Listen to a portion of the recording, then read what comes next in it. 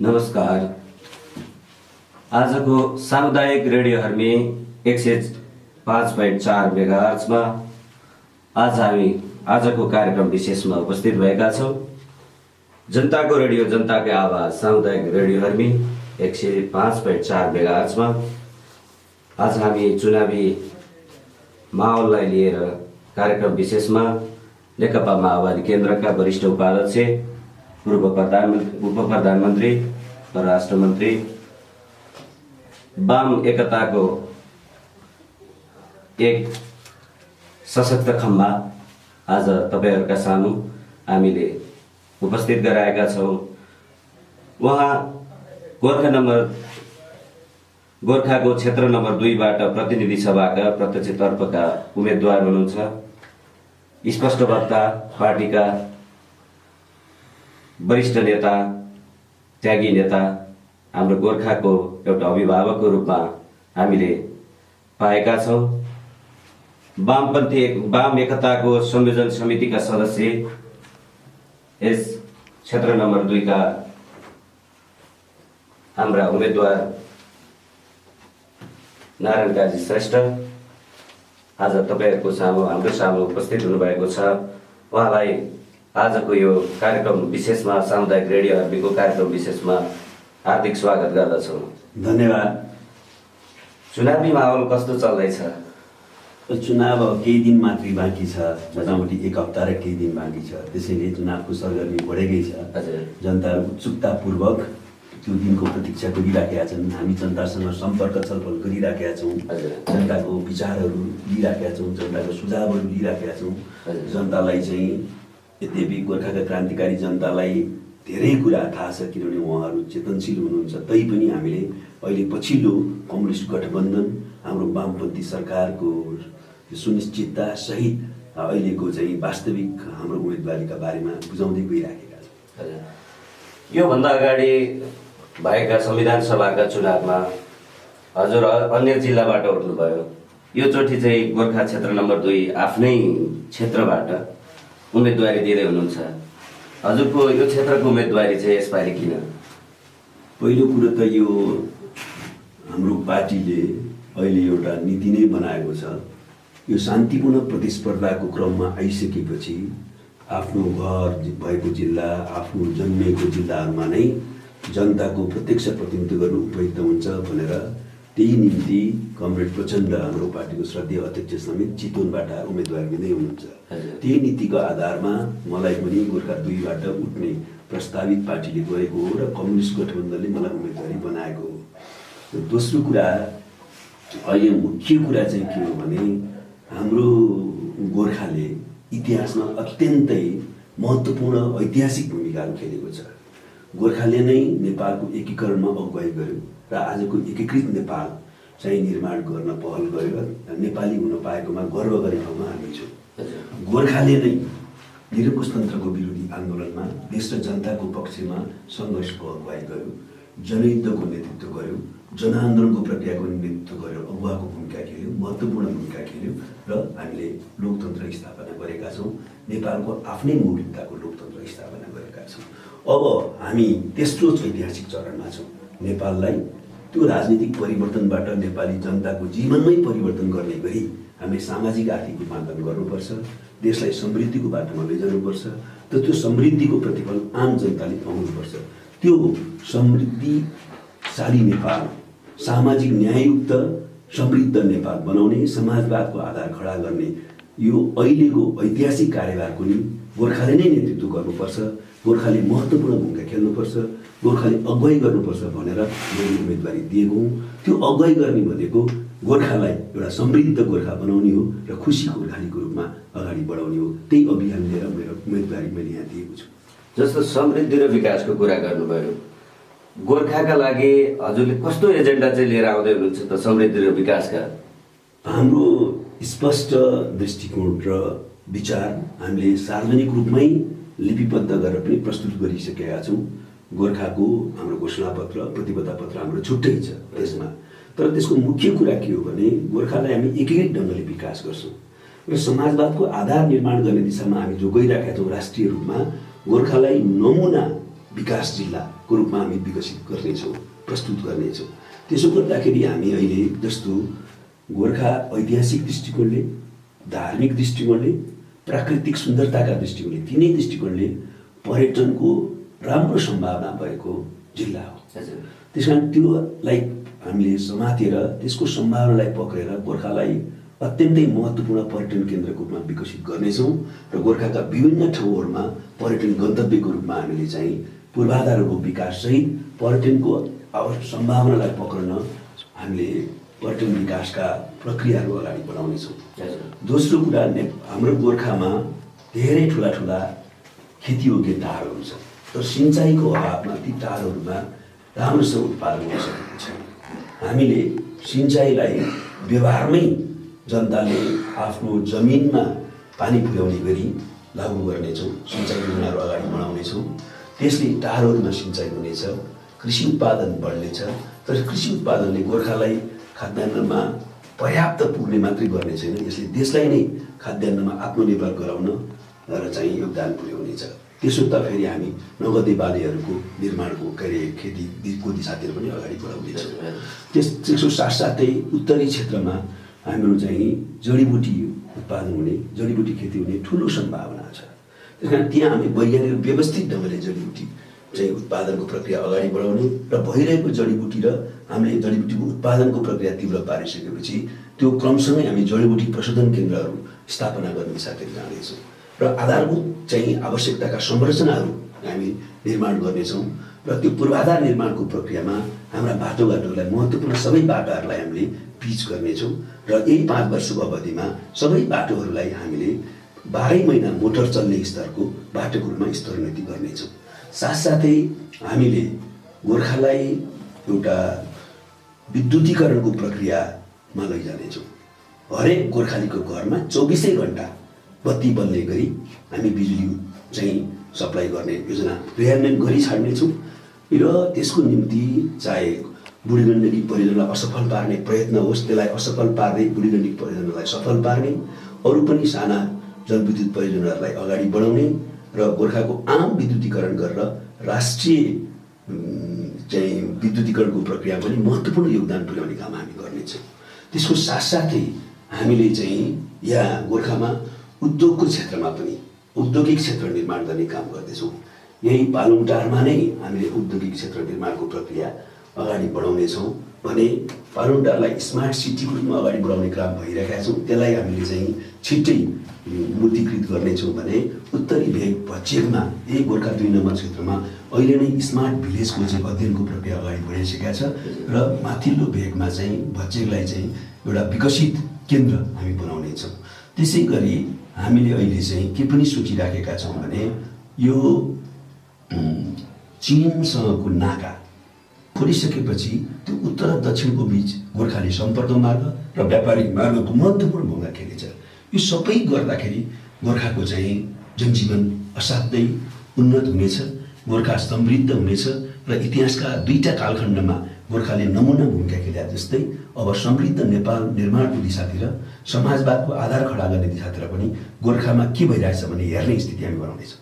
हजुर, अब स्थानीय निकायहरू जस्तो पालुङटार, सिरानचोक, सुलीकोट, अजिरकोट यो बिचको समन्वय गरेर आत्मनिर्भरताको बाटोमा, जीविकोपार्जनको बाटोमा जनताहरूलाई चाहिँ पूर्ण रूपमा अब दुविधा नलिकन चाहिँ चुनावी अभियानमा लाग्नुहोस्, तपाईँहरूको विकास हुन्छ भन्न सक्नुहुन्छ। अब त्यसपछि निश्चित रूपमा, किनभने हामीले यत्रो ठुलो सङ्घर्ष किन गऱ्यौँ, यत्रो ठुलो राजनीतिक परिवर्तन हामीले ल्यायौँ, राजनीतिक उपलब्धिहरू ल्यायौँ।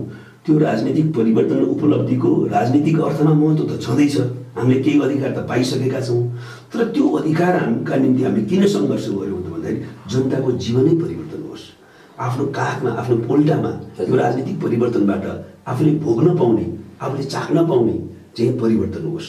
त्यस कारण त्यसको निम्ति हामीले विकास गर्नुपर्छ, समृद्धिको क्षेत्र लैजानुपर्छ। त्यो त हाम्रो सङ्कल्प हो र हाम्रो मात्रै सङ्कल्प हो, त्यो शहीदहरूको निर्देशन हो र नेपाली जनताको, गोर्खाली जनताको आशा र आकाङ्क्षा हो। त्यो त हामी हर हालमा पुरा गर्छौँ। किनभने त्यो पुरा गर्ने दिशातिर नजाने हो भने हामी यत्रो ठुलो राजनीतिक सङ्घर्षको निम्ति समर्पित भएको अर्थ के लाग्छ? राजनीतिक परिवर्तन ठुलो कुरा त हो, तर राजनीतिक परिवर्तन त सामाजिक आर्थिक रूपान्तरण विकासको निम्ति हो। जनताले घर दैलोमा विकासको अनुभूति गर्न नपाउने, आफ्नो जीवन नफेरिने, होइन, अशिक्षा, भोकमरी, गरिबी, बेरोजगारी नै भइरहने हो र हामीले चाहिँ समाज नफेर्ने हो भने यत्रो ठुलो राजनीतिक परिवर्तनको अर्थ रहन्न भन्ने कुरा सबभन्दा बढी हामीलाई गहिरो गहिरो अनुभूति छ।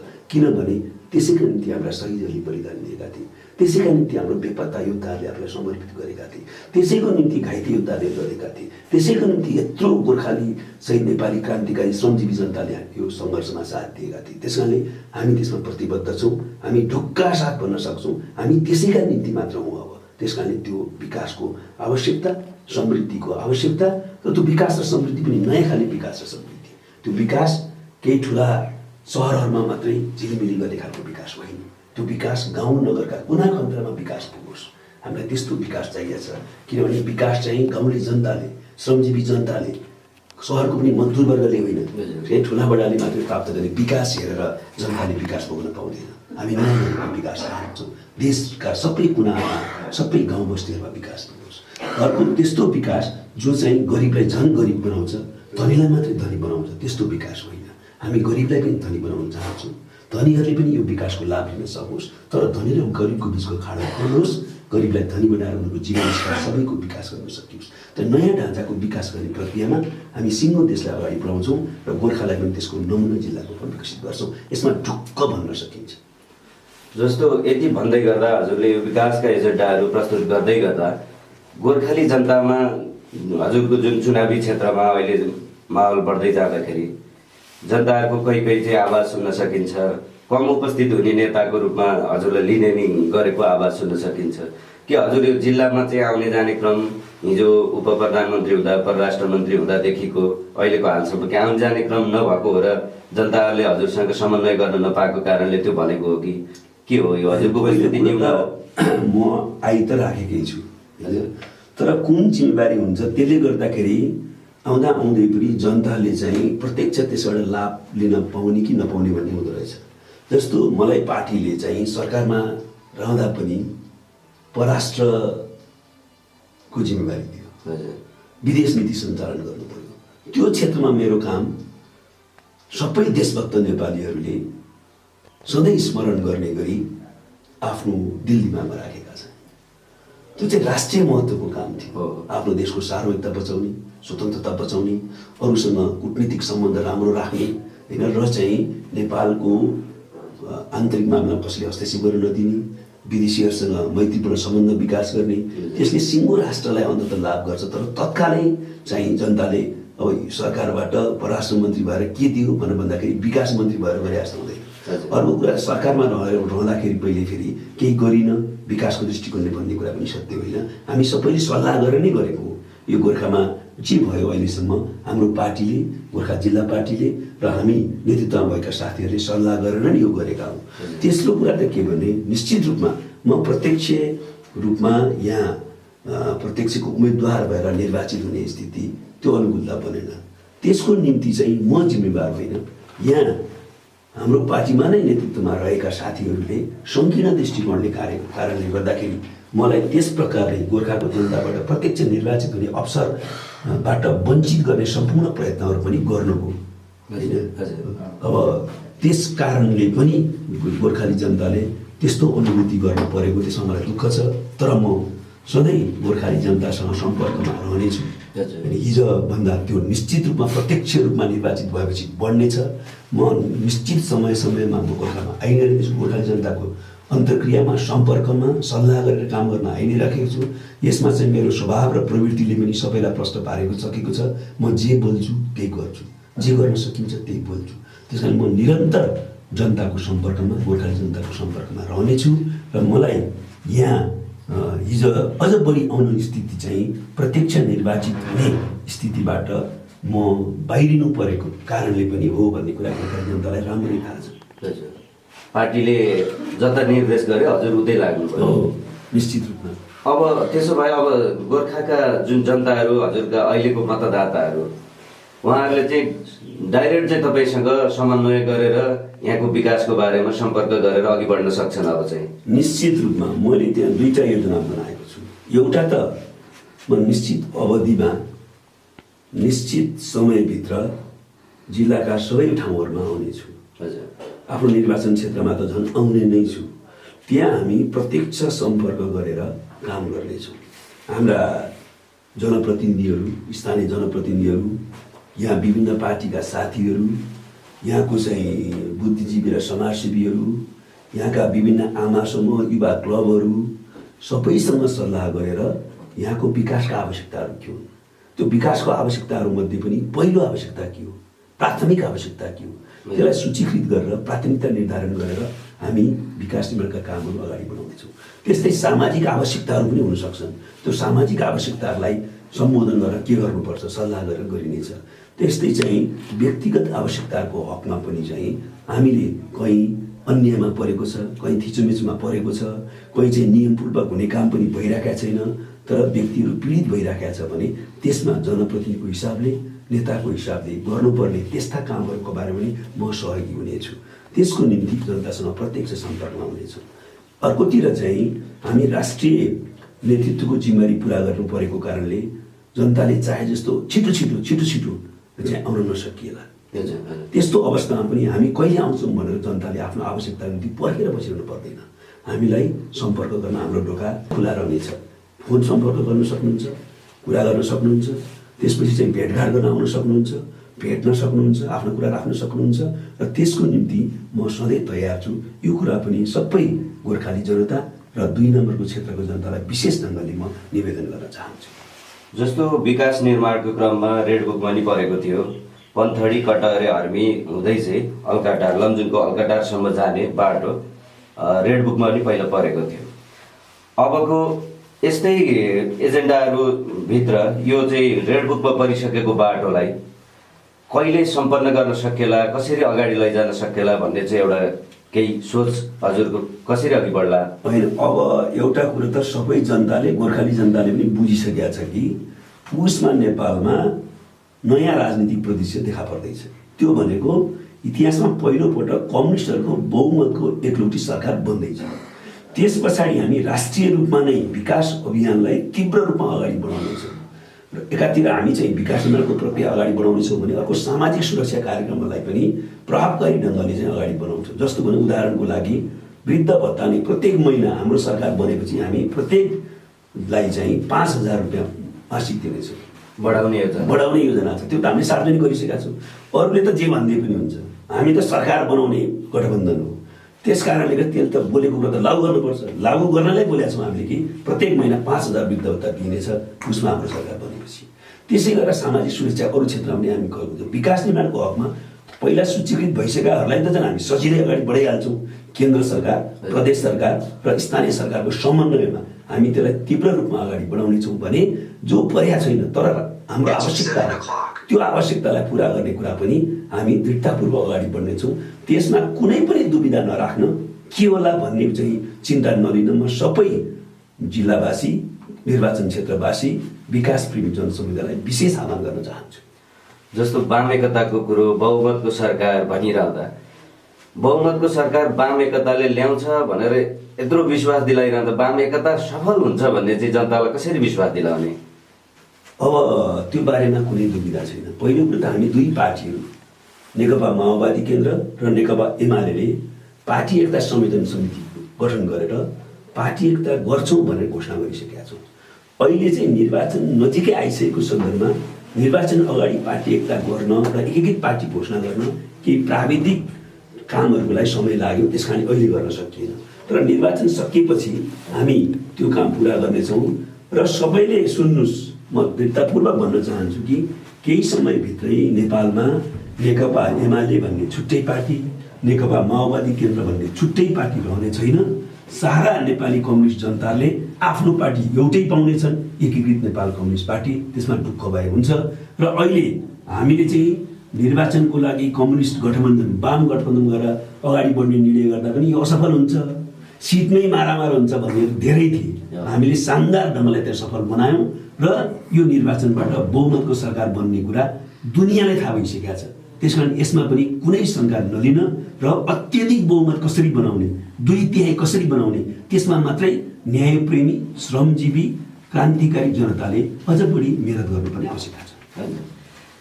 अब हाम्रो यो 2/3 ल्याउने वाम गठबन्धनले भन्ने अब 2/3 ल्याएन भने बहुमत ल्याएन भनेको अवस्था के होला भनेर सोच्ने अवस्था पनि त होला नि जनता। होइन 2/3 को बारेमा त हामी सकेसम्म 2/3 नै आओस् भन्ने पक्षमा छौँ। बहुमतको बारेमा त त्यसरी सोच्नै पर्दैन, चिन्ता लिनै पर्दैन। बहुमत त आयो। नेपालमा कुनै तागतले, विश्वको कुनै तागतले अब कम्युनिस्टहरूको बहुमतको सरकार जुन 5 वर्ष चल्छ त्यसलाई त छेक्नै सक्दैन। जनतालाई ढुक्क भयो भने चाहिँ स्थायी सरकार हुने भयो। 100% ढुक्क। 5 वर्षसम्म निरन्तर स्थायी सरकार रहन्छ, देश विकास हुन्छ भन्ने जनतामा विश्वास दिलाउनुहुन्छ। पुरै विश्वास त हुन मन हुन्छ। अब वाम गठबन्धनले जित्ने र लोकतान्त्रिक गठबन्धनले हार्ने गोर्खाको परिवेशलाई लिएर हेर्दा यो के होला त? जनतामा त कौतूहलता छ, यो कसरी चाहिँ वाम गठबन्धनले जित्छ, के आधार हुन् र लोकतान्त्रिक गठबन्धनले कसरी हार्छ, के आधार हुन्? निर्वाचन भइसकेपछि निर्वाचनको मिति पर्खने र परिणाम पनि पर्खने औपचारिक रूपमा त स्वाभाविकै हो। तर गोर्खामा कम्युनिस्ट गठबन्धनले, वामपन्थी गठबन्धनले उसका उम्मेदवारले जित्छन् भन्ने कुरामा चाहिँ अब करिब सबैलाई थाहा भइसकेको छ। तैपनि निर्वाचनको परिणाम खोज्नु त स्वाभाविक भइहाल्यो। हामी किन जित्छौँ त भन्दाखेरि त्यसका 4-5वटा कारणहरू प्रष्ट छन्। पहिलो कुरो त हामीसँग मात्रै, हाम्रो कम्युनिस्ट गठबन्धनसँग मात्रै, हामी कम्युनिस्ट गठबन्धनका उम्मेदवारहरूसँग मात्रै विचार छ, राजनीति छ र त्यसको आधारमा निश्चित दिशा प्रष्ट छ।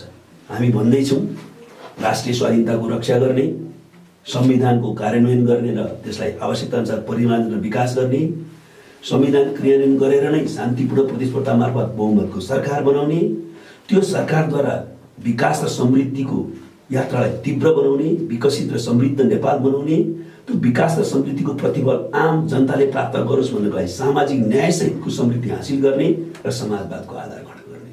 एकदम प्रष्ट लाइन छ र यो लाइन चाहिँ प्रष्ट मात्रै छैन, नेपाली समाजको आजको आवश्यकता अनुरूप छ। नेपाली समाजको वस्तुगत आवश्यकता अनुरूप मात्रै छैन, यो संविधानले निर्दिष्ट गरेको चाहिँ मार्गचित्र अनुसार छ। त्यस कारण हामीसँग मात्र यो छ। त्यस कारणले पहिलो कुरो त विचारमा प्रष्टता, योजनामा प्रष्टता छ। दोस्रो कुरा, नेपाली जनताले, गोर्खाली जनताले पनि गाउँ ठाउँमा विकास चाहन्छन्। त्यो विकास कम्युनिस्टलाई छुट्टै, काङ्ग्रेसलाई छुट्टै, राप्रपालाई छुट्टै हुँदैन। श्रमजीवी जनताको निम्ति मजदुर, किसान, दलित, जनजाति, महिला, पिछडित क्षेत्र, गाउँ, दूरदराज सबैलाई विकास चाहिएको छ। विकासको अहिले किन हुन सकेन भन्ने प्रमुख कारण राजनीतिक अस्थिरता भयो देशमा। 8-8, 9-9 महिना सरकार फेरिने भयो। अनि त्यो सरकार भन्दा पनि संयुक्त सरकार हुने भयो। त्यो संयुक्त सरकारले कुनै राम्रो काम गर्न नै नसक्ने स्थिति पैदा हो। त्यसैले दोस्रो कारण के हो भने अब त जनताले प्रष्ट देखाएको छ, कम्युनिस्टहरूको बहुमतको सरकार बन्छ, राजनीतिक अस्थिरता अन्त हुन्छ र त्यस पछाडि चाहिँ नेपालमा 5 वर्षसम्म कम्युनिस्टहरूको सरकारले जनमुखी विकास गर्छ। यो पनि सबैलाई थाहा छ, गोर्खाली जनतालाई पनि थाहा छ। दोस्रो कुरा, तेस्रो कुरा चाहिँ गोर्खा कम्युनिस्टहरूको सङ्गठन सुदृढ भएको जिल्ला हो भन्ने कुरा नेपालमा मात्रै होइन, विदेशीलाई पनि थाहा छ। अहिले त झन् हामी कम्युनिस्ट गठबन्धन गरेर अगाडि बढेका छौँ। त्यस कारण हाम्रो सुदृढ सङ्गठन छ, त्यो सुदृढ सङ्गठनले पनि हामीलाई जित्ने ठाउँमा पुर्याउँछ भन्ने कुरा स्पष्ट नै छ। चौथो कुरा, हामीले भनिराखेका छौँ कि नेपाली कम्युनिस्ट आन्दोलनलाई एकीकृत गर्ने अभियान थाल्यौँ हामीले र नेपाली कम्युनिस्ट आन्दोलनलाई एकीकृत गर्दै हामी एकीकृत नेपाल कम्युनिस्ट पार्टी बनाएर अन्ततः समाजवादमा अघि बढ्ने यात्रा हामीले थाल्यौँ होइन। अब गोर्खाको क्रान्तिकारी जनताले कम्युनिस्ट आन्दोलनको विरुद्ध, कम्युनिस्ट आन्दोलन र समाजवादको यात्रालाई चाहिँ रोक्ने प्रवृत्तिलाई विजय गराउँछ नि त। यो खालि गोर्खाको मात्रै चुनाव छैन नि, यो चाहिँ नेपाली कम्युनिस्ट आन्दोलनलाई एकीकृत गराउने र समाजवाद निर्माणको क्षेत्र अगाडि बढ्ने सन्दर्भमा हामीले चाहिँ त्यसलाई अनुमोदन गर्ने कि नगर्ने भन्ने पनि छ। त्यस कारणले पनि चाहिँ क्रान्तिकारी जनताले यसको पक्षमा मतदान गर्नेछन्।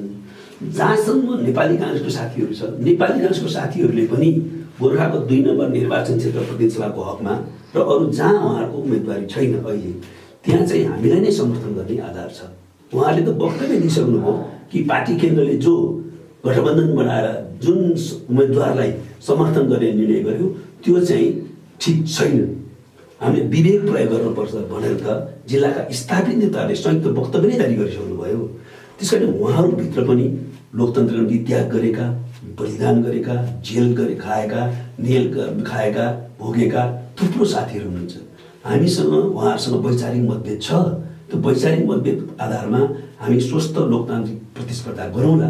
तर उहाँहरूलाई पनि थाहा छ कि हामीले जुन लोकतन्त्रको निम्ति लडेका थियौँ, यस्तो अवसरवादको विकृति, यस्तो व्यक्तिवादको विकृति, आज एउटा कुरा, भोलि एउटा कुरा, पर्सि एउटा कुरा, अर्को एउटा कुरा गर्ने प्रवृत्तिले चाहिँ लोकतन्त्रलाई सुदृढ गर्दैन, लोकतान्त्रिक संस्कृतिको रक्षा गर्दैन। लोकतन्त्र सुदृढ भए पो हामी स्वस्थ प्रतिस्पर्धा गरौँला होइन। त्यस कारणले ती साथीहरूले लोकतान्त्रिक संस्कृतिलाई प्रोत्साहित गर्न र लोकतन्त्रलाई सुदृढ गर्न पनि हामीलाई नै समर्थन गर्ने, मलाई नै गोर्खा क्षेत्र नम्बर 2 मा समर्थन गर्ने स्थिति छ। र विकासको कुलबाट भन्दाखेरि पनि विकास त सबैलाई चाहिन्छ, गाउँ गाउँमा विकास चाहिन्छ। अनि विकासको निम्ति कम्युनिस्टको बहुमतको सरकार प्रष्ट बन्ने सम्भावना छ। त्यो बहुमतको सरकारलाई सञ्चालन गरेर विकास निर्माणको प्रवाह गोर्खामा गर्ने सम्भावना देख्दै अनि विकासको निम्ति कुनै अब योगदान गर्न नसक्ने प्रवृत्तिलाई विजय गराउन उहाँहरू पनि तयार हुनुहुन्न। त्यसमा यी सबै कारणले गर्दाखेरि के प्रश्न छ भने हामी जित्छौँ। अब रह्यो नयाँ शक्तिका साथीहरूको कुरा। नयाँ शक्तिका धेरै साथीहरू, अधिकांश नै भन्छु म, साथीहरूसँग मैले भेटेँ। हजुर, नयाँ शक्तिका साथीहरू अहिले धेरै पीडामा हुनुहुन्छ। गाउँका शिक्षित साथीहरू, गाउँका कार्यकर्ताहरू सबै पीडामा हुनुहुन्छ।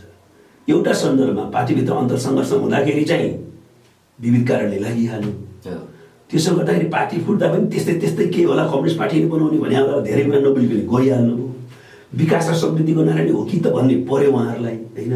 तर अब चाहिँ विकास र समृद्धिको निम्ति प्रष्ट कम्युनिस्ट सरकार बन्ने बेलामा एकीकृत कम्युनिस्ट आन्दोलन बनाएर नेपालको सुदृढ विकल्प निर्माण गर्ने घोषणा गरिएको बेलामा फेरि चाहिँ कम्युनिस्ट आन्दोलनको विरुद्ध, वामपन्थी सरकारको विरुद्ध जसरी नयाँ शक्तिको नेतृत्व गरिरहेका छ, कोही पनि नयाँ शक्तिका साथीहरू सन्तुष्ट हुनुहुन्न, पीडामा हुनुहुन्छ। उहाँहरू चाहिँ कतिपयले खुलेर विरोध गर्नुभयो, प्रवृत्ति त्यो देखिन्छ। कतिपय चाहिँ भित्रभित्र चाहिँ अहिले बाहिर निस्कन सकिएन। कहिलेकाहीँ कस्तो हुँदो रहेछ भने मान्छेलाई चुरोट खाने लत परिसकेपछि चुरोटले आफ्नो स्वास्थ्य बिगार्यो भने थाहा हुँदाहुँदै पनि छोड्न नसक्ने हुँदो रहेछ। हेर्नुहोस्, अनि त्यस्तोलाई चाहिँ तैँले चाहिँ किन यस्तो गरे भनेर गाली गर्नुभन्दा अब के गर्ने, यस्तो भयो, सकेसम्म छिटो छोड्नुहोस् भन्ने हो। तर नयाँ शक्तिका साथीहरूले नि भित्रभित्र हामीलाई समर्थन गर्ने स्थिति छ। जब बाहिर निस्कन सक्नु भएको छैन, बाहिर त निस्कनु हो, तपाईँलाई थाहा छ। यो बारपाको सिङ्गै उहाँहरूको उम्मेदवारसहित, सुलीकोट गाउँपालिका उम्मेदवारसहित सिङ्गै टिम कम्युनिस्ट गठबन्धनमा प्रवेश गर्नुभयो, सहयोगमा हिँड्नु भएको छ। त्यसपछि सुलीकोटकै चाहिँ सोरपानीको सिङ्गै टिम उम्मेदवार उठाएको वडाध्यक्षको टिमसहित आइसक्नु भएको छ। त्यस्तै चाहिँ अस्ति भर्खरै मात्रै चाहिँ देउरालीमा होइन 40-50 जना युवाहरूको टिम सिङ्गै आइसक्नु भएको छ। त्यसपछि यहीँ छोप्राकमा पनि, नजिकै छोप्राकमा पनि चाहिँ एकदम केन्द्रीय परिषदको सदस्य सहित आउनुभएको छ। अनि हिजो मात्रै पनि अब उहाँहरूको शिक्षक मोर्चाको संयोजनको जिम्मेवारी लिएको अन्तर्राष्ट्रिय विभागको सदस्य लगायतका साथीहरू आउनुभएको छ। सबै ठाउँबाट धेरै आउनुभएको छ होइन। र यो प्रवृत्ति तीव्र छ। जो आइसक्नु भएको छैन उहाँहरूसँग पनि हामी सम्पर्कमा छौँ र उहाँहरूले चाहिँ आफ्नो पीडा व्यक्त गर्दै, असहमति व्यक्त गर्दै, तर कतिपय बाध्यता र सीमाहरूका कारणले तत्कालै घोषणा गरेर आउन नसकेको स्थितिमा पनि हाम्रो सकारात्मक सहयोग रहन्छ भनिरहनु भएको छ। यो सबै परिवेश हेर्दा हाम्रो जित सुनिश्चित छ। तर हामी कति अत्यधिक मतले जित्ने हो भन्ने कुराको निम्ति चाहिँ यो चुनाव हो, हामी मेहनत गर्दैछौँ र जनता कहाँ जाँदैछौँ।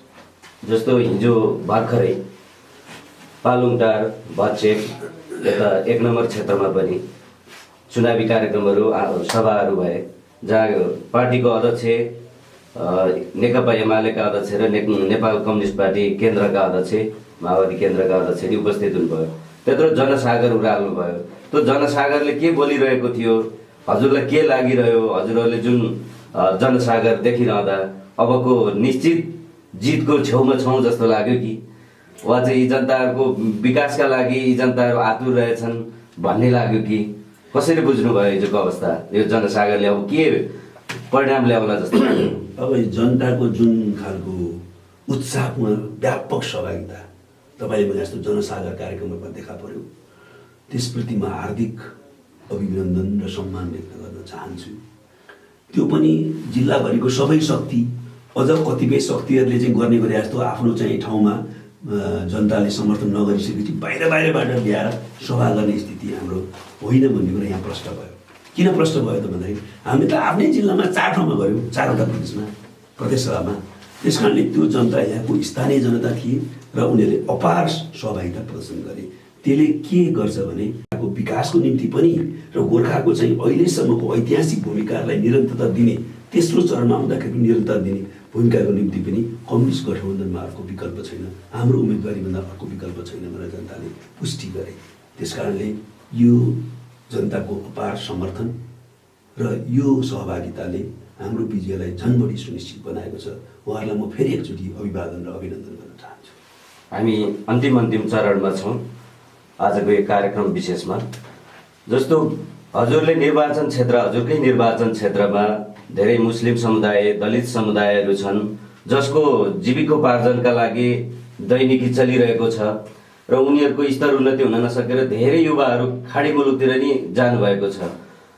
अब यो जाँदै हजुरसँग छुट्टिने क्रममा उहाँहरूको जीविकोपार्जनका अवसरलाई र खाडी मुलुकबाट उहाँ युवाहरूलाई चाहिँ गाउँमै फर्काउने अवस्था कसरी बन्ला? यो चुनावी माहौल अन्तर्गत मात्र होइन कि भोलिका दिनलाई पनि यसलाई मध्यनजर गरेर भनिदिनु। तपाईँले भन्नुभएको कुरा सही र त्यसको अतिरिक्त यहाँ धेरै इसाई साथीहरू पनि हुनुहुन्छ। हामीले धर्मनिरपेक्षताको निम्ति धेरै ठुलो सङ्घर्ष गर्यौँ। त्यो धर्मनिरपेक्षतालाई गलत ढङ्गले प्रस्तुत गर्ने काम पनि भयो।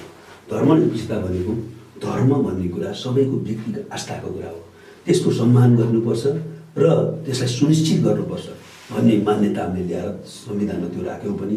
त्यसैले सबै धर्मावलम्बीहरूको पनि हामी धार्मिक स्वतन्त्रताको ग्यारेन्टी गर्छौँ र धर्मलाई चाहिँ व्यक्तिको आस्थाको विषय बनाएर त्यसलाई सुनिश्चित गर्छौँ। त्यसको साथसाथै सामाजिक रूपमा पनि अल्पसङ्ख्यक समूहको रूपमा मुस्लिम समूह रहेको छ। दलितहरू लामो समयदेखि आजको 21औं शताब्दीमा पनि अत्यन्तै पीडित अवस्थामा छ। कानुन बनाएर अगाडि बढाउँदा पनि व्यवहारमा चाहिँ दलितलाई व्यवहार गर्ने अपराधपूर्ण काम अहिले पनि भइरहेको छ। हामी पहिलो कुरो त यस प्रकारको कुनै पनि भेदभाव अब नहोस् भनेर दृढतापूर्वक र प्रभावकारी कदम चाल्छौँ र कुनै पनि चाहिँ यस्तो सामाजिक अपराधलाई छुट दिँदैनौँ, कडाभन्दा कडा कारबाही गर्छौँ। जहाँसम्म तपाईँले भन्नुभएको कुरा छ, सबैले काम पाएका छैनन्। विदेशीहरू चाहिँ विदेश, हाम्रो नेपालीहरू विदेशीका छन्। नेपालमा भएका युवाहरूको हेर्दाखेरि बाहिर जाने प्रवृत्ति तीव्र छ। त्यो चाहिँ उनीहरूको रहरले गएका होइन, उनीहरूको बाध्यताले गएको छ। आफ्नो आमाबाबुको काख छोडेर, आफ्नो बालबच्चा र परिवारको साथ छोडेर, आफ्नो गाउँघर छोडेर न्यूनतम पारिश्रमिकको निम्ति, जीवन धान्नको निम्ति 30 लाखभन्दा बढी युवाहरू अहिले खाडी मुलुकमा छन् र उनीहरूको दयनीय अवस्था छ। तर जीवन धान्ने अवसर, काम नपाएर उनीहरू विदेशी बाध्य भएका छन्। हामीले नयाँ नेपाल बनाउने भनेको ती युवाहरूलाई देशभित्रै ल्याएर काम दिने, उनीहरूको श्रम र श्री राष्ट्र निर्माणमै लगाउने नयाँ परिस्थिति सिर्जना गर्नु हो। त्यसैको निम्ति हामी देशलाई समृद्ध नेपाल बनाउन चाहन्छौँ, राष्ट्रमा औद्योगिकरणको प्रक्रिया तीव्र बनाउन चाहन्छौँ र नेपालमै ती सबै युवाहरूलाई काम दिने चाहिँ रोजगारी दिने स्थिति सुनिश्चित गर्न चाहन्छौँ। हामी यसमा दृढ छौँ, नत्र भने यत्रो ठुलो परिवर्तन, क्रान्तिकारी सङ्घर्ष गरेको किन त भन्ने प्रश्न उठ्छ। 30 लाख 40 लाख युवाहरू विदेशमा भइरहने र हामी चाहिँ क्रान्ति र परिवर्तनको कुरा गरिरहने मिल्दैन। त्यस कारणले हामी दृढ सङ्कल्पबद्ध छौँ कि हामी ती नेपाली युवाहरूलाई देशभित्रै रोजगारी दिलाउने गरी विकास र समृद्धिको अभियान अगाडि बढाउँछौँ। नत्र भने हाम्रो गाउँहरू वृद्धाश्रम बन्ने खतरा हामीले देखिराखेका छौँ। युवाहरू नहुने, कामको खोजीमा विदेशिने, देशमा चाहिँ बुढाबुढीहरू मात्रै हुने, गाउँमा बुढाबुढीहरू मात्रै हुने स्थिति, दुःखदायी स्थिति खडा हुनेछ। त्यस कारण हामी विकासको प्रक्रियालाई तीव्र पारेर ती सबै युवाहरूलाई आफ्नो देशमै काम गर्ने अवसर दिनेछौँ र उनीहरूको श्रम र श्रमको लगानी नेपालमा हुने परिस्थिति सिर्जना गरेछौँ। यो नै हाम्रो मूल अभियानै हो, अहिले हाम्रो अभिष्ट हो यो। धेरै धेरै धन्यवाद। यस्तो व्यस्त समय पनि हामीलाई यो व्यस्त समयमा समय दिनुभयो। एउटा गोर्खाको विकास समृद्धिको एजेन्डाहरू प्रस्तुत गरिदिनु भयो। रेडियोमा आएर प्रत्यक्ष रूपमा यहाँको आवाजहरूलाई जनता सामु पुर्याउने हामीले अवसर पायौँ। धेरै धेरै धन्यवाद। हजुरको अभियान सफल रहोस्। आजको कार्यक्रम विशेषबाट बिदा हुन्छौँ। धेरै धेरै धन्यवाद।